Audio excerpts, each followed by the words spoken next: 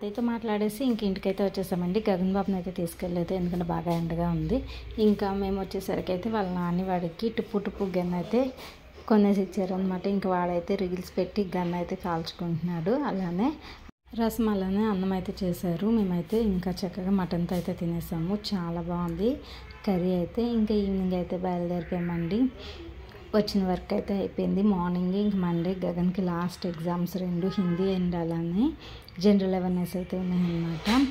ఇంకా క్లైమేట్ అలానే sunset super అండి, అసలు చాలా బాగుంది. ఎండ అయితే కొంచెం తగ్గింది, అలానే వర్షము వచ్చేటట్టు అనిపించింది అనమాట మధ్యలోనే. ఇంక ఈ పొలాలు అవి చుట్టూ గ్రీన్గా ఉందన్నమాట. వరి అయితే వేశారు అండ్ అలానే మొక్కజొన్నలకి అయితే విత్తనాల కోసమని కొన్ని చోట్ల వదిలేశారు. అలానే ఇది సీతంపేట చెరువు అండి. మీకు ఎవరికైనా తెలుసా సీతంపేట? కామెంట్ సెక్షన్లో కామెంట్ చేసేయండి. ఇంకా అలానే ఈవినింగ్ వచ్చేసి ఇక్కడ బిర్యానీ తెచ్చుకొని తినేసాం.